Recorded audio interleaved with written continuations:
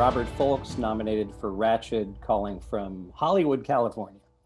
I'm Adam Robinson, nominated for Ratched. I'm calling from Los Angeles. My name is Mark Walledge. I'm supervising location manager on The Crown season 4, calling from just outside London.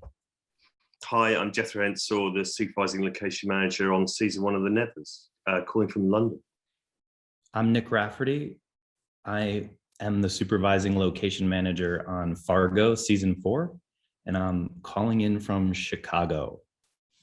I'm Paul Tomlinson. I was the supervising location manager on series 1 of Bridgerton, and I'm in the UK. I'm about an hour south of London on the south coast. My name is Ana Ibanez, nominated for Snowfall. I'm calling from Los Angeles, California. This is Erik Keeling-Torrez, broadcasting from Los Angeles, California for Snowfall season 4. 3, 2, 1.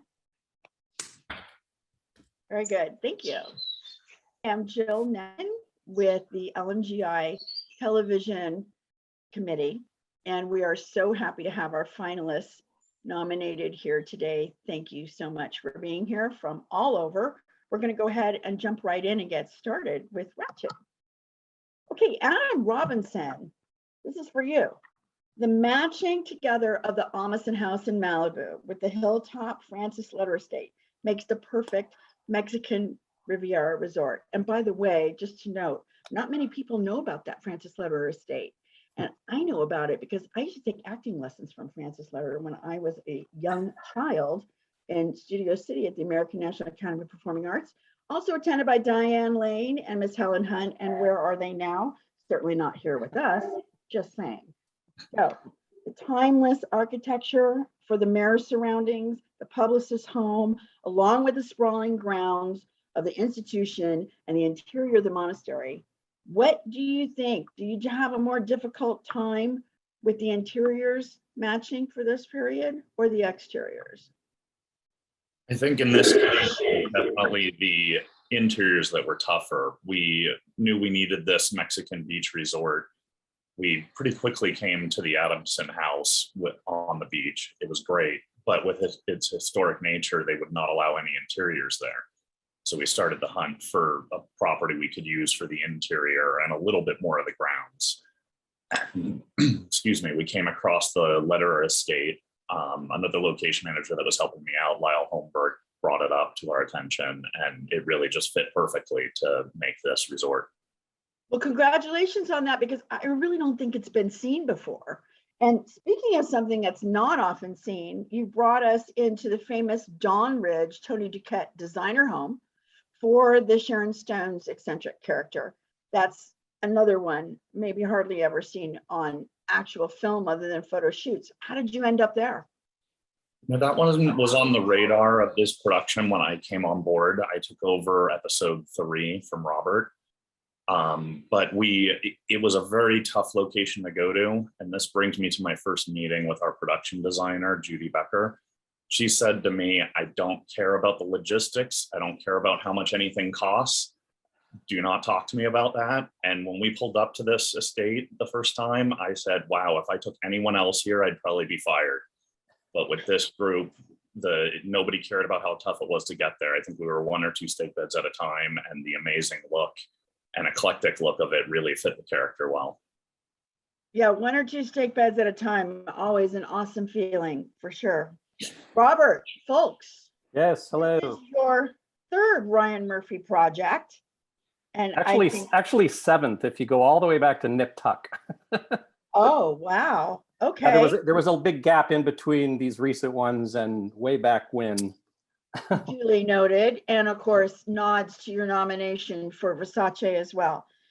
Robert, Ryan Murphy is known for such specific, bright, sophisticated tones, even in the darkest, dreariest of circumstance. That's a nice way of saying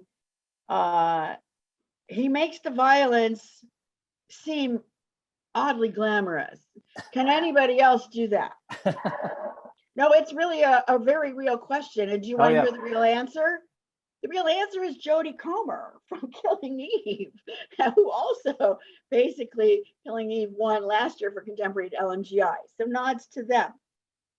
We see these tones in this palette that's always so special from Ryan Murphy, reflected in the green tile of the mental hospital, the bright blue of the massive oval doctor's office, the warm browns of, and imagine, of course, being locked up in a private cell down in the famed tunnels of LA's secret chocolate factory. Is this genius use of color a conscious endeavor while you're scouting? Judy is big on showing colors ahead of time, maybe not so much as when I was on La La Land, which was more obsessively about looking at the colors everywhere we went. But yes, Judy was like that. And the interesting thing about the main mental hospital was, I'll just tell a story. Maybe Adam probably heard all these stories with Judy later, but we the mental hospital was one of the primary locations to look for. And I had heard about this great resort that was closed and owned by the San Manuel Native Americans out in San Bernardino, and always wanted to shoot there, went and scouted it, got close to being able to shoot there, actually got Ryan in a van to go out there and look at it. And he fell in love with it, but they ultimately said no. That was fun. But I warned them that they haven't said yes to this filming yet. But Judy and her expertise, she looked at the interiors of this and was completely inspired by it. So a lot of the interiors that you see, and you know going into it that Ryan's going to splash his colors, like you're saying, on all of these interiors, make them enormous compared to the outside. Sometimes they're almost sort of out of reality interiors compared to the outside. But amazingly, when you watch the interiors of Ratched, when they walk through the ranch that we ended up filming the exteriors, it's the floor plan of the San Manuel Arrowhead Springs Resort, which hopefully someday will allow filming because it's beautiful, amazing, and closed in San Bernardino. Anyway, I thought I'd tell that in relation to your colors because Judy was so inspired by it. I'm not sure the Native Americans would have let us splash all those blues and greens and reds everywhere anyway, even if they had ultimately said yes to the shoot. So. Well, it's funny that you mentioned that. I'm glad you brought it up because it should be open someday. You're right. At San Bernardino, took us on fam tours there 20 years ago. And so, it's a very, very special place. It is. What was your scouting process to land in Big Sur for the Lucia Motel, which is an actual place? Did they welcome the idea of being such an important fixture in the story? Did anyone suspect that it could bring such fame forever? They will now be known as the Ratched Motel, of course. Yeah. Well, how did that go? The hotel restaurant caught fire 2 weeks ago. I don't know if anyone saw that story, but I saw the headline "Lucia Lodge on fire," and I opened it up, and it was just the restaurant portion of it, not the wonderful cabins along the coast, which were featured mainly in the show. But I hope they rebuild. It's amazing. It was hard to get to. The Big Sur Monterey stuff was challenging. I mean, look, knowing it was Ryan Murphy's take on One Flew Over the Cuckoo's Nest character, it was not going to seem like One Flew Over the Cuckoo's Nest at all. It was going to look like it. The character wasn't going to be like it, but it was inspired by it. But the whole show took place in Monterey, Big Sur. So we knew we were going to go up there, but it was a very limited amount of time that we were going to actually be in Big Sur and try to get shots that then Adam could do. I knew I was only going to be on the first 2 episodes with Judy. That's the same thing happened on Versace. So Adam did an amazing job taking over with his team, but we kind of got the look of the show going. We shot all this Big Sur Monterey stuff in 5 days, up 2 hours of coastline. We had to just knock out as much as we could because Ryan did not want to go up to Big Sur Monterey all the time. But yeah, all the way Lucia Lodge, all the way up to Salinas. Were 5 days of shooting jam-packed with as many looks as we could get that would make the show seem believable over the episodes that it took place in Big Sur. The driving shots, everything, all over the course of 5 days. One of them in the pouring rain. I saw evidence of rain after. Thank you so much for that. Just for me, really quick, where was the women's bar? That was a great little meeting hall that was halfway down from Monterey to Lucia. It was tucked into the redwood. It was great to get something in the redwoods itself. We were really happy they said yes to that sequence. Well, even in the darkest, dreariest of times, you make it look fun, filming in the redwood forest. And I have to say that here at the LMGI, while we don't condone a lot of violence in television, we do see a lot of it. Yes. Thank you so much. Thank you. We're going to go right now across the pond to The Crown, Welcome, Mark. Thank you so much for being here. And congratulations on the many Emmy nominations and wins. I think this is your third LMGI nomination and one win already for the crown, a favorite just every single season. Your location portrayal of the royal beating heart, it's always fresh, relevant. Every season stands on its own. Nobody can deny that. And certainly this season is no exception. There's that complex juxtaposition in the irony of this season with the royals versus the common man depicted, not just with story, but with the characters Margaret Thatcher and also Princess Diana coming in, both voices for common man or England surrounded by controversy to the crown. We also see this in your location.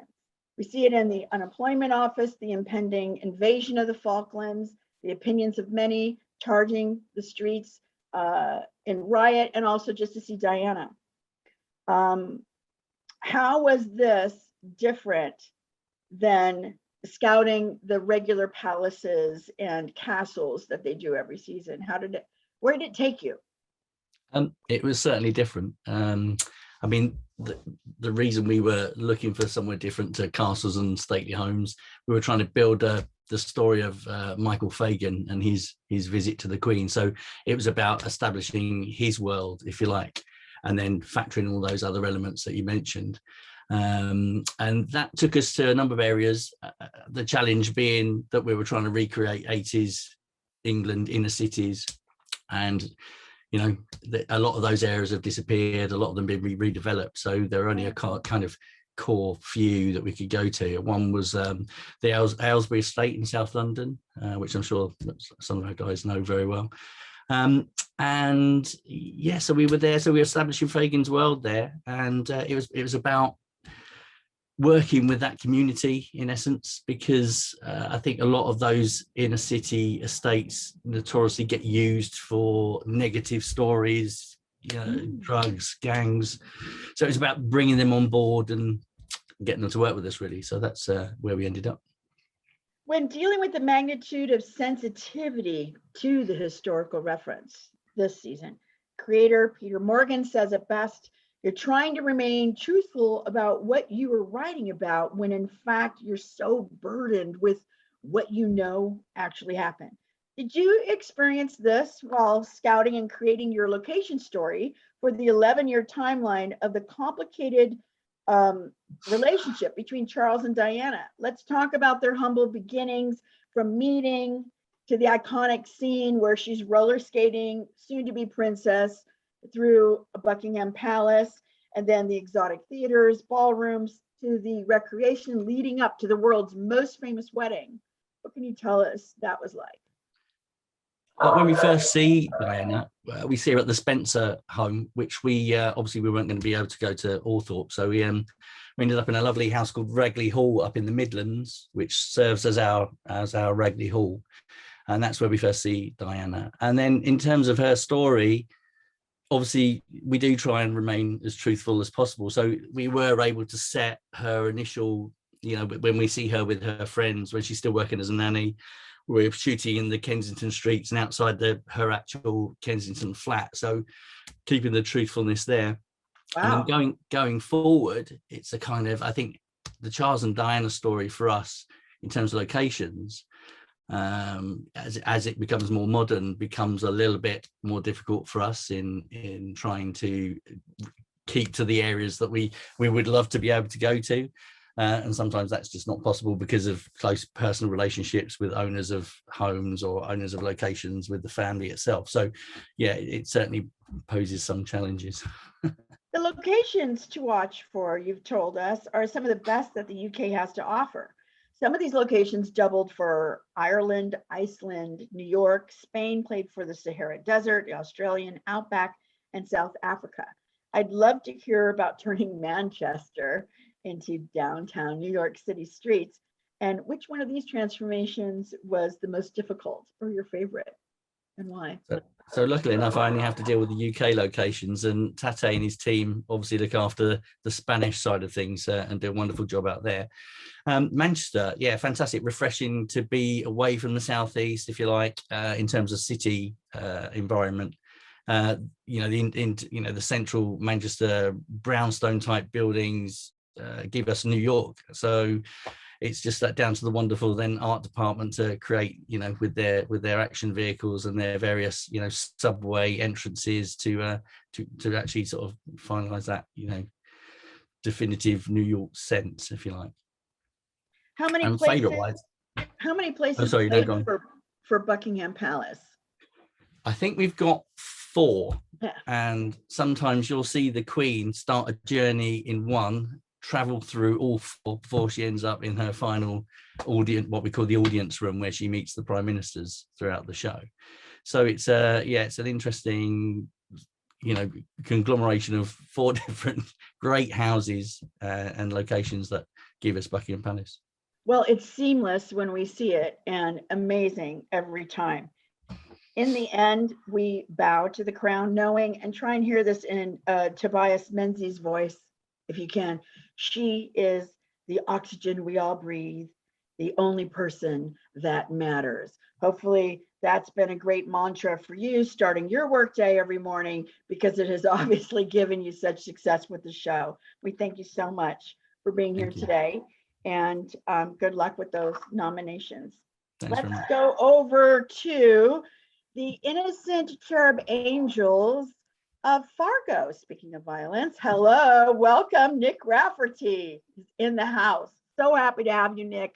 Let's just say right off the bat, congratulations, not only on this LMGI nomination, but also for a feature nomination this year. You may be the only one I know of that's done that. What is that feature that we can watch out for? Trial of the Chicago 7. Excellent, and a good one.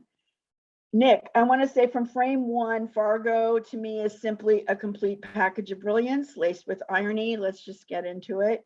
There's no mistaking the intent of a 1950s era warring crime syndicates, generations of immigrants and minorities fighting for their piece of the American dream.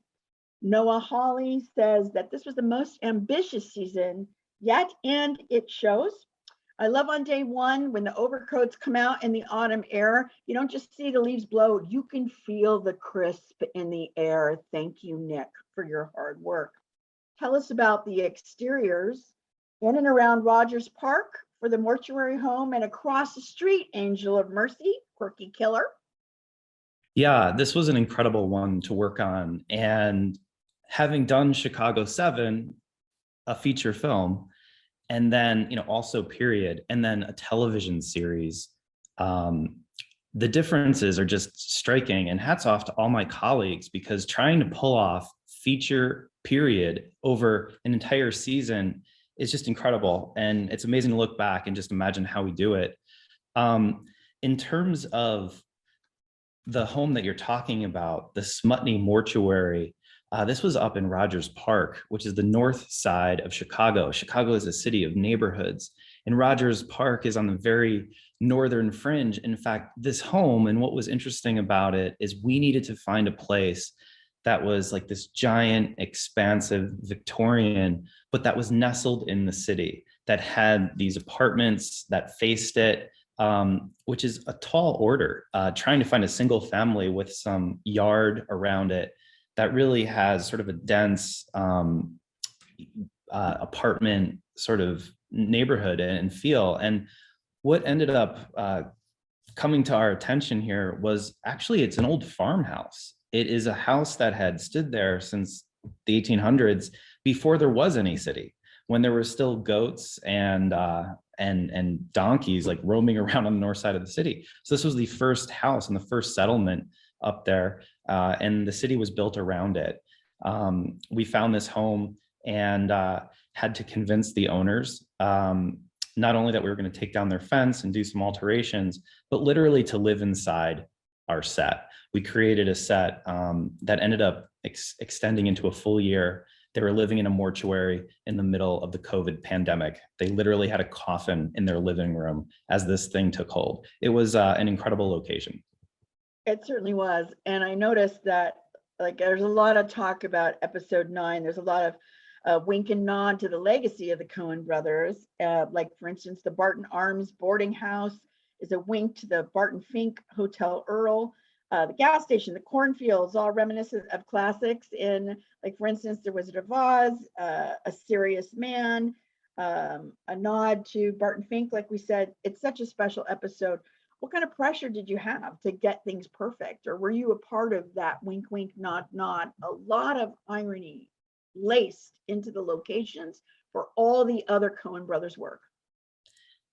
Yeah, there was a lot of pressure for this episode. It was so interesting because it was a standalone episode where we had shot all of the other episodes in blocks. This episode was different.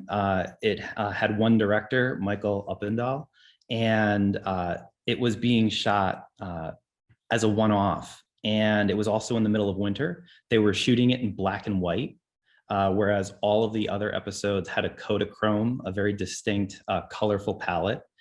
And since we were in the middle of winter, in the middle of Chicago, we kind of set off into the cornfields. And this was a road trip episode for the crew. We literally got on buses and went into the heartland. We traveled down Route 66 into the town of Pontiac, which is really one of the first stops. Route 66 starts in Chicago and goes all the way west. And Pontiac has sort of a Disney theme to it. I mean, they pipe in music and there's a lot of Americana, but it's all really there, the town square and the period storefronts.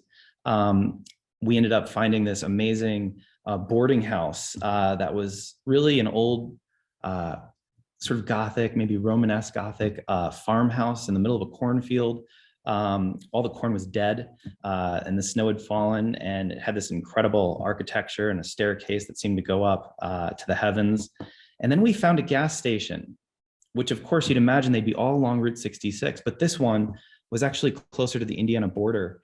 And it was an old auto repair shop with this crazy texture and this amazing brick. We walked inside, there was hundreds of dead engines from cars inside. And all we had to do was bring in some gas pumps, close down the road, repaint everything, but it was perfect. It was perfect. And so that was a really special episode just before the pandemic.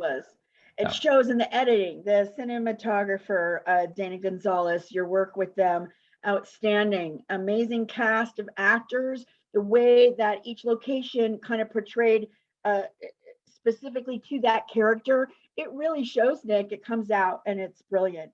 I want to ask, how did it feel to do the big shootout at Union Station? And what was your favorite location? And we'll close that out. You know, like you mentioned, the Coen brothers are ever present in the Fargo storyline. But for me, having this show come to Chicago, what was always in the back of my mind was Brian De Palma's The Untouchables, Sam Mendes' Road to Perdition, and Michael Mann's Public Enemies. Like, I was following in those footsteps. Those are all amazing gangster films shot in Chicago. And of course, you mentioned Union Station. It's impossible to talk about Union Station without talking about The Untouchables. I mean, you sort of feel it when you walk into Union Station. And so we were creating, again, a sort of a climatic scene, an escape at a major Chicago port, the train station, and trying to do a shootout in a way that was new and fresh, but yet respecting like all that had gone before. That was a lot of fun, and shooting in places like that in Chicago and bringing it all to life back in the 1950s is what makes this job so incredible. And I love what you said, that Chicago is the quintessential American city, and putting that in for Kansas City really worked for you. It worked for us. Congratulations on all your hard work there, Nick. Let's go over and moving out of historical reference, in and out of history, actually, fantasy and sci-fi, all mixed with the Nevers. Welcome, Jethro. Thank you so much for being here.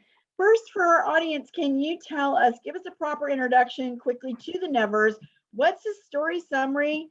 If you don't know what it is, and why is it called the Nevers? What is a Never? Well, whether we know that or not, I'm not sure. What is the Nevers? So the Nevers is Victorian Gothic drama. but imbued with the idea that there are superpowered beings, that there's been a cosmic event that sort of has cast its sort of pale across London, and people have either have found themselves with sort of abilities or mutations. Some are blessed by it, some are going to be cursed by it, and it sort of sets up this sort of power struggle of the age. You know, we sort of deal with all forms of society. How is it going to affect us? What's this change? What is the fear? Because the status quo was so strong at the time, what does that do to us? As to what the nevers themselves are, I think it's limitless possibilities. That's what it is. It's the unknown, but it's the potential of the unknown. I mean, it's almost like location management. That's a great line. And also, I like the quote you gave us that said, the nevers gave us an opportunity to not just explore a world of scientific and social innovation, but to set the foundation from which our reimagining of the age can take flight. And I think that's what describes the show perfectly.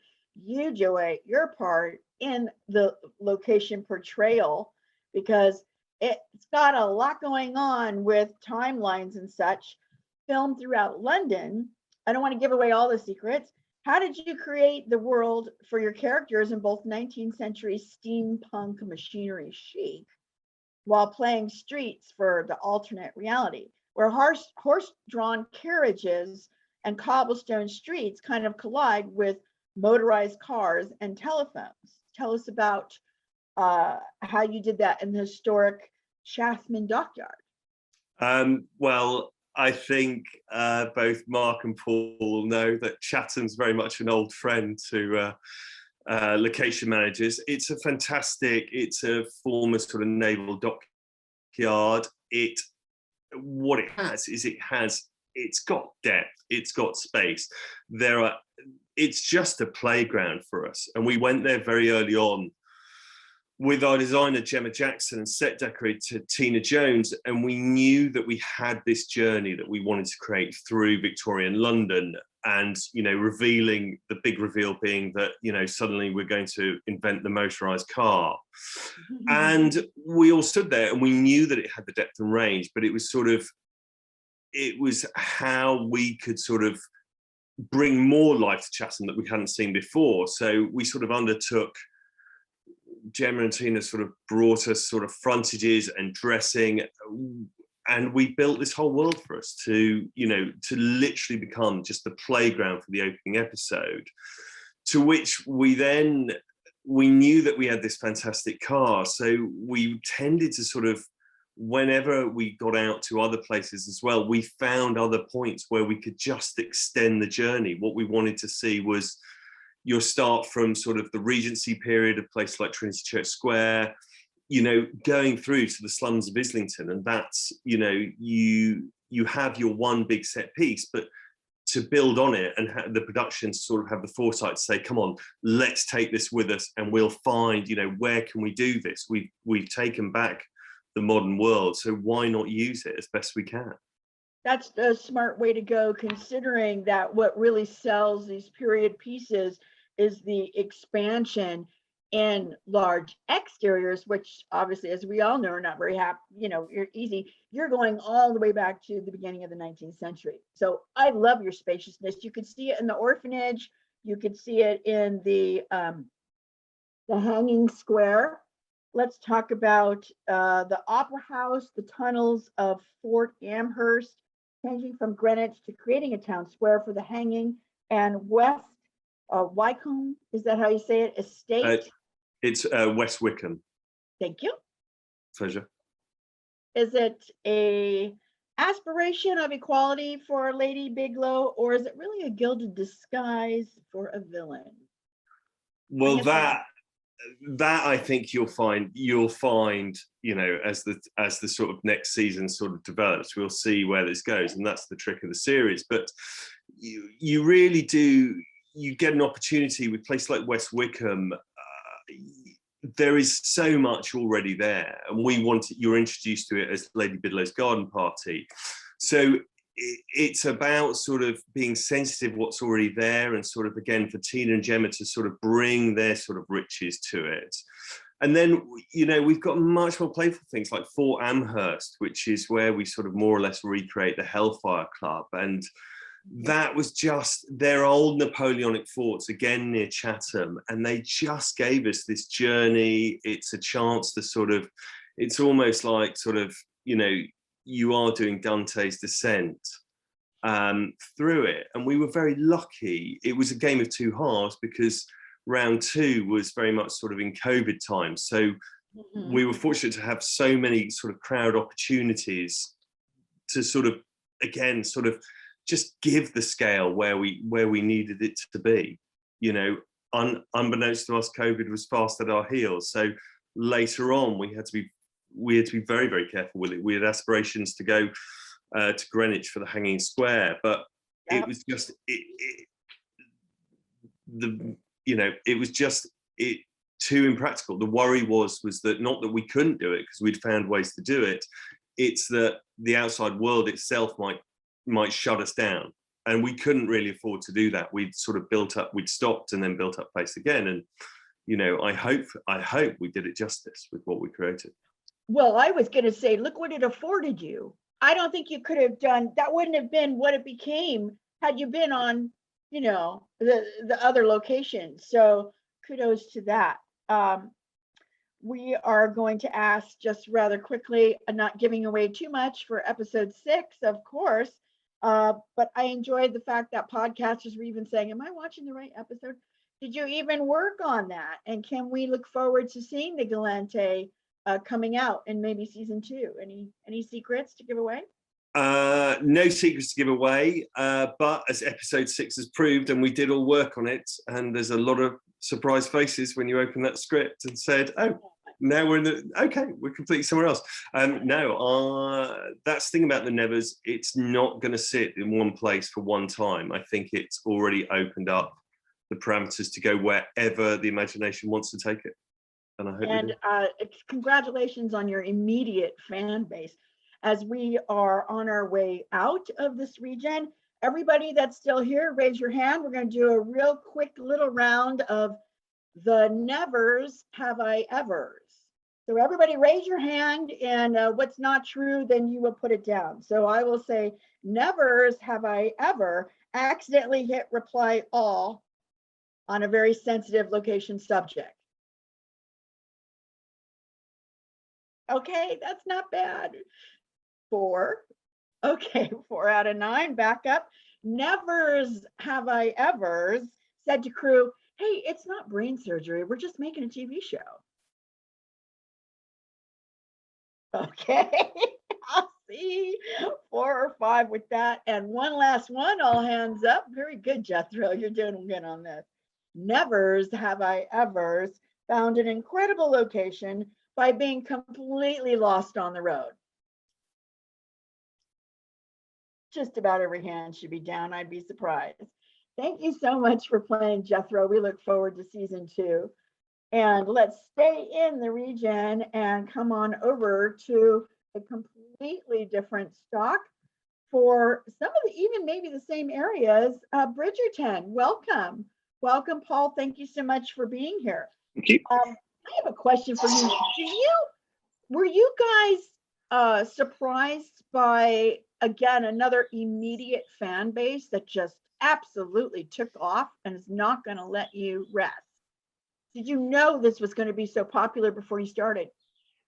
I mean, I think we thought it seemed different, and we thought it'd be quite good, but I don't think you could ever believe it would be quite as popular as it has been. I mean, it's been quite incredible, really, the response to it. So I think reading the script, it seemed quite fun and quite different. And I always felt like, you know, that was a good sign. And you know, when you're reading the script, just plain being entertained by it and being a good story, always felt this could do quite well. But no, I'd love to say, oh yeah, I knew, but no, I don't. I think we were all a bit surprised about how well it's done, but very pleased. So yeah.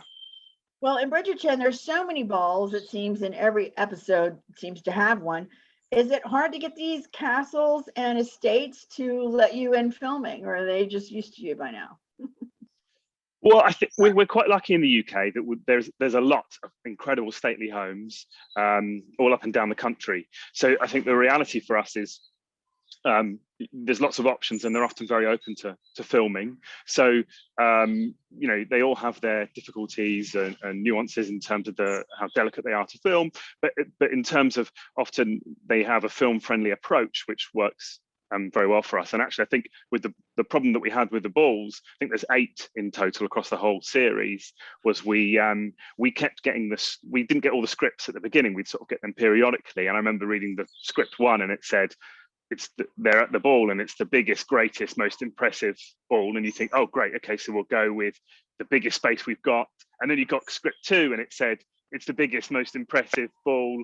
And having to sort of ramp it up every time, all 8 times, and finding, going up a level and finding something that was a bit different or bigger. And so that was probably the trickiest thing, not necessarily finding spaces, but being able to sort of keep ramping it up and finding these big ballrooms and spaces that really fitted sort of the show. And of all these costume dramas, you know how they're very specific about class. It's just so much a part of the story. You obviously must have very detailed meetings about what each character's social status is before you go looking for their house or their neighborhood. How does that inform and influence your scouting? Like, how much research do you have to do? Who knows what money meant at that time period? So, well, when I started, actually, the production designer had already come up with a little sort of crib sheet in terms of the sort of the hierarchy of the architecture and the places that people lived, and we sort of had a list of the scale that every property had to be, and that was actually really helpful. When you're looking, trying to find really interesting spaces, and we were lucky in the sense that there weren't really a great deal of restrictions in places where we could look around the UK. So it really was, they opened up the whole of the country to us, and we could look anywhere to really find the best places. But sometimes when there's so many options and you're looking at lots of places, it's nice to be able to come back to that, constantly. Okay, what are we looking for here? Okay, we've got this, so that place needs to be bigger, or that needs to be smaller, and sort of we had a great list to sort of work from. And it was, I think, Duke of Hastings was number 1. That was meant to be the sort of the biggest property, and actually the Queen was second, although her presentation room would be the biggest space, the biggest room in the show, and then down to sort of Lady Danbury after that, and then Bridgerton's after that, having the biggest house on the square, but obviously being a smaller scale than the Queen or the Duke of Hastings, and then the Featherington House, which again was on the same square but a bit smaller. So we had this great sort of list that we'd always sort of work this between them, try and make sure each location, each space sort of fitted in within that world. And speaking of that world and another world, lots of boxing events, lots of the cobblestone streets again, the docks, the facades. Do you want to talk about that go-to place, like you said? Yeah, I mean, as well, Jethro's talked about, we did a bit of filming in Chatham. I mean, it works so well for the sort of, I suppose, the more sort of working class, the sort of cobbled streets. And actually in the show, it's strange, most of our locations were sort of meant to be high society and very lavish spaces. So we didn't have that many, I suppose. But yes, we did a lot of filming in Chatham, and it's not too far from London, so that works very well. But again, we still did quite a big search around the UK, looking for options. I mean, there's a few, I suppose there's a minimal amount of streets in London. They're quite restrictive to film, so that often rules out sort of spaces in the centre of London. But we also we sort of did this crazy tour of recce's on buses and trains, all around the country, up to Manchester and Liverpool and down to Bristol, and sort of looking at all lots of streets. And Manchester and Liverpool have some great options for that style. And there's also places on the outskirts of London. I suppose Luton Hoo is another good option, but Chatham just worked very well for us. And the sort of main scene, I suppose, was there's a scene where 2 of the characters, Lady Featherington and Marina, go to sort of see how the working class live, I suppose, and that just really fitted really well to do it at Chatham. And then, as you say, we've got the boxing saloon, and actually the boxing event space was done at Chatham as well, which just, it gives a lot of options, and there's a lot of spaces there which work really well. So yeah. And interesting, all 3 of the areas in England also, all of you had opera houses, I think, this season to deal with, large theater auditorium types, 2 upper houses. I would say, I want to ask you, is it any different working on a Shondaland production than the typical English period piece that is produced and is an English product? In English. I suppose it felt quite different to start with. I mean, it'd be probably wrong of me to compare with all UK-based period shows, but certainly right from the beginning, they very much said, okay, we're sort of dialing it up. We want it to be bright and vibrant and lavish. We weren't, I think we tried to be, period accurate as much as we could, but there was a little bit, I think there was an acknowledgement that we didn't have to be bound by exact historical accuracy. We could take a few liberties here and there because it was all about, the lavish, the colors, these great locations. And that certainly felt different from other jobs I'd done before, where it's very much, they really wanted to sort of create this world, this sort of heightened world, I suppose. And that certainly felt different. But and they did an incredible amount of research, and they really, Chris Van Dusen and the rest of the writing team really knew their stuff, and the world was very much created in their mind. That was then sort of, we had to sort of tap into to try and put it on the screen, but they really had a really great idea of what they wanted, and were very clear about that. But yes, it probably was a little different from other period shows I've done before. Yes. Well, I think you hit the nail on the head. That's what I was going for. There was a little bit of sexy modernism kind of in the slang, not so much in the detail, but more the attitude and lifestyle. My only disappointment is that I did not see Julie Andrews on screen. But nice. I'm going to just bow to the writers and let them tell the story their way. And we thank you very much for being here. And Paul, let me just acknowledge congratulations also on being a catalyst in getting the Bath Film Commission also nominated for their work on Bridgerton. So that is one to watch. We're very excited to have you. Thank you. And with that, we will move back over into the nitty-gritty streets of Los Angeles, saying hello to Anna and also Erik Torres, coming in proxy for nominated Mandy Padilla on his work on season 4 of Snowfall. Welcome and congratulations on your other location awards as well. This is another one that has been one to watch. It's in its 4th season and always going the distance with new discovery in surprise corners of Los Angeles at every turn that just keep it coming. Thank you, Jill. What's the one thing that you would want your audience to know off the bat about the essence of where your story comes from? Like on a first impression, people might mistakenly think that this is another show about gangs. But what would Franklin's character say to that? Who'd like to take that question? Let me start off by saying this show is very sensitive about the term gangs. It does not evolve or revolve around gangs. It's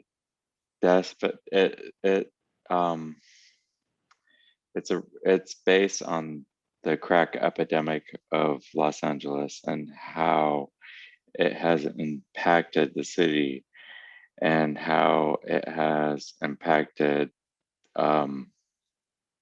the country for the most part with this insignificant drug that just has taken over. So Snowfall is an introduction to Los Angeles, the city of angels, and we are implying how the 80s took an impact on this glorious city and how the 80s still thrives within the city. And I will hand it over to Anna to continue. Well, basically, what Erik is saying about that is not only about gangs. is also what Franklin is saying, and what Franklin says is that what he's trying to do is to protect his family and his friends. And the show, you will end up understanding that it's all about family. It's all about friends and taking care of his people. So it's more like focusing that history, not only gangs and the drugs and all the stuff. And it's what Franklin says, is what this character says about the story. And we see how they also portray a community base as family, whether it's blood relations or not, at the community base, and everyone has their own little community base. And that's still true in Los Angeles today as we drive around and scout. Every few streets becomes a different family, and we do know that to be true. Much of the show films in, as we said, different areas of the city that we haven't seen, so thank you for showing it to us. Some of it were real, true life parallels these episodic stories that take place. I like to say it's Angelino filmmakers providing stories of Angelino from ground zero communities. These locations, of course, you have said, take us into the 80s so we can believe the characters and emphasize with what's happening, even though it feels gritty. It's sometimes hard to accept. So we appreciate the portrayal and want to ask you, how do you work in cooperation with the actual neighborhoods when you have to portray violent scenes, such as the scene at the iconic Hawkins House of Burgers? And thank you for putting that in your show. That is, let me just interject. Manny Padilla, the location manager, he's an Angelino. He is very passionate about the show. This show is very, it's insecure in its own way because it's not only about gangs, and it has to portray the actual story of the 80s when this crack epidemic took over Los Angeles. So, having said that, enjoy the ride with the fallback to the 80s, but also realize how much of an impact it had on the city, because it really ravaged the city of Los Angeles. The drugs, the cartel, the epidemic, everything involving the crack cocaine epidemic in the 80s, it ravaged the city of Los Angeles. And this is a very important story to tell. So I will take it over to Anna. Well, talking about the neighborhood and how we worked it and how we managed to get all the neighbors involved in every scene, we basically spent like weeks working on the neighborhood. I mean, each of the location guys in charge of every location that we were doing those gunshots on all those sensitive stuff that happened in the show. We spent really a lot of time working with the neighbors, making us familiar with them, making them know us, and explain to them in detail what was going to happen. And of course, in certain neighborhoods like Watts, and we have like people that is actually from the hood that it was collaborating. And when the time comes, and in terms of gunshots and stuff, always LAPD officers with us. And there's some sensitive neighborhoods that we had to do everything on post. I mean, in terms of we couldn't use like half load or full load guns because of what can trigger when you're doing that. So most of the scenes were made in post. I mean, in terms of sound and stuff and blood, but we had to because we were actually pulling out guns and they were like happening really, really bad scenes. Yeah. So, and talking about Hawkins Burgers, it is actually, it is a real place, and it is a recurring location in the show. And well, it was a difficult night when we shot that. It was, but it was a commercial area, not very a residential area, but it was also sensitive, and it was kind of a big thing and challenging to do that. Anna, since you're in the field, tell us about filming the look of Tijuana and border towns of Zona Rosa and Zona Rio, right inside of East LA and downtown. What are the actual similarities or differences in these two regions? Is it a lot, or are they growing, melding together? I would say sometimes when I'm scouting these areas. Tell us what you think. Well, we spent a lot of time scouting in actual Tijuana before pandemic, but since we shut down and we were not able to just go to actual Mexico to shoot, we started like, we knew exactly what we wanted. So we started like scouting again all over LA, and we managed to find some similarities in terms of architecture in certain places. For example, there's this scene in Tijuana that happens in a commercial area. There's a busy commercial area that was shot in Piñata district. I don't know if you know it, in downtown LA. And this is an actual, like, really Tijuana place, because the architecture is the same. This is this vibe, or music, vendors on the street food, and all this decoration of piñatas. So that was like kind of like really, really like Tijuana. So we closed down. I mean, we did a full closure on a Sunday, the whole street, and we, with art department and set dressing, we dressed, and we covered all those American signs and stuff. And then with some CGI support, we managed to make it look exactly like Tijuana. So it was kind of a big effort. I mean, involving all departments, but it was we kind of nailed it. It was pretty cool. A big sell for sure. Absolutely. Yeah. And what did you do at the LA County Arboretum to turn that into a small village in Central America? That was the same thing. We were supposed to be in actual